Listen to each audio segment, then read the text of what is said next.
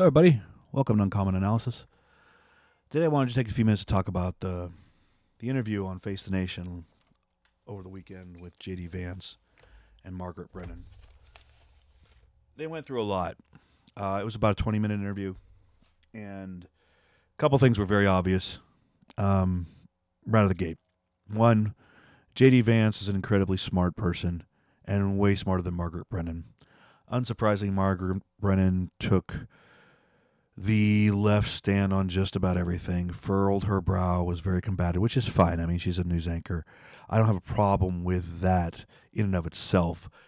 However, not once in 4 years was any interviewer this tough on any member of the Biden administration, certainly not Joe Biden, certainly not Kamala Harris. So, again, we're right back to the same biases that existed. If you thought that wasn't going to happen, you're crazy.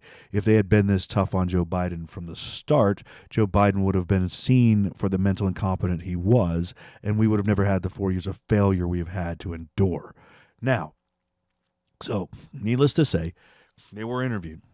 A lot of topics were covered. She was very combative, furrowed her brow a lot, argued with JD. JD, fortunately, is a very smart guy. He understands how these people operate. He knows every trick they pull, and he openly called her many times on the games they play. She attempted to not misquote him, but underquote him, quoting what he said, but then leaving off the next sentence to change the context, which he called her instantly on when she pulled that crap. But probably the most noteworthy, or at least certainly the moment of the interview that has been grabbed by the online world, has to be this particular moment here, where she's asking about immigration policy, particularly the treatment of the asylum seekers from Afghanistan and other places. About refugee admissions, which were just suspended by the president. That has nothing to do with the U.S. border. Refugee screening takes 18 to 24 months to go through. They are heavily vetted. Left literally at the airport this week were thousands of Afghans, some of whom had worked with the United States government and were promised to come here. When you talked to us in August, you said, "I don't think we should abandon anybody who's been properly vetted and helped us." Do you stand by that?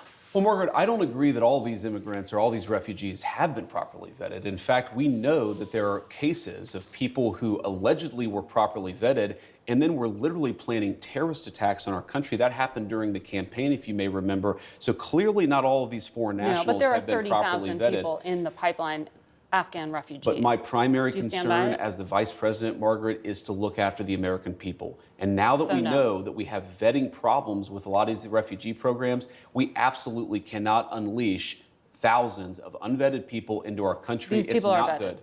These people are vetted. Just like the guy who planned a terrorist attack in Oklahoma a few months ago, he was allegedly properly vetted, and many people in the media and the Democratic Party said that he was properly vetted. Clearly he wasn't. I don't want my children to share a neighborhood with people who are not properly vetted, and because I don't want it for my kids, I'm not going to force any other American citizens' kids to do that either. No, and that was a very particular case. It wasn't clear if he was radicalized when he got here or while he was living here. I don't really care, Margaret. I don't want that person in my country, and I think most Americans agree with me. 2 weeks ago, you were on. So that is the moment. I don't really care, Margaret. Do you see what happened there? She brings up these refugees or these asylum seekers from Afghanistan, trying to undercut them because they had just spoken a good bit about border immigration, and J.D. Vance owned her ass completely through the entire interview. So then she wants to segue over to this, and right out of the gate, what did J.D. say? He wants to talk about, I don't think people are properly vetted. We have a problem with vetting, right? And then she goes on, well, these were vetted, and he has to go again. We know we don't have proper vetting. We can't trust the vetting that was said to have been done because we know there's problems with the vetting. But you see how she went there. You see how they behave? These were properly vetted. They were properly vetted, even though he just said we know we have vetting problems. And he cited a case. And then she tries to come up with, well, that's just a one case. We don't know if he's radicalized here or before he came here. Just like that moronic interview before the election where the interviewer, again, another woman, try to say, well, we talked to the cops in Ohio. It was only like 4 or 5, apartment complexes that were overrun by gangs. And he called her, but like, how many should there be? I mean, this is the kind of nonsense they engage in all the time. And I don't have a problem with them challenging. That's fine. I don't. They should challenge. Challenging power is fine.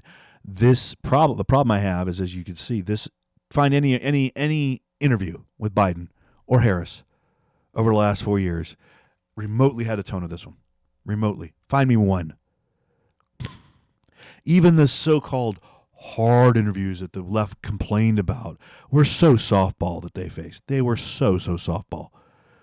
But JD did fine. He owned this in this day, but that is the quote. That is the meme. That is the moment, right? Frankly, I don't care. They keep saying, well, these are evil, wicked people that are potentially getting into this country. Yeah. You think we should, I don't care. These are potentially dangerous people. They should not be in my neighborhood. And you're going to try to come spin and whatever you want because of a liberal policy or liberal mindset? I don't think so. Keeping Americans safe should be one of the primary focuses of any government, right? If you are the American government, I don't care whose administration, keeping the American people safe should be number one. If you're not willing to enforce the law, which the previous administration openly was not willing to enforce the law, and Democrats in general are not willing to enforce the law because they pick and choose what laws they wish to enforce. They don't care. Immigration law, they have been unbelievably not willing to enforce in any way, shape, or form. Right? And yet these people seem like, oh, you're the bad guy because you're actually enforcing the law. You don't let the law change the law. That's how it's supposed to work. You don't just go, oh, I'm just going to not enforce it. No, that's not how it works, folks. Your job is to enforce the law. If you don't like the law, work to change it. That's how it's supposed to work. That's why you have a legislative process. That's why there's a legislature. That's why you elect representatives. Petition and work for change through the system. Don't just go, oh, well, we're just going to ignore the system, which is what Democrats have done for decades now in many aspects of U.S. law.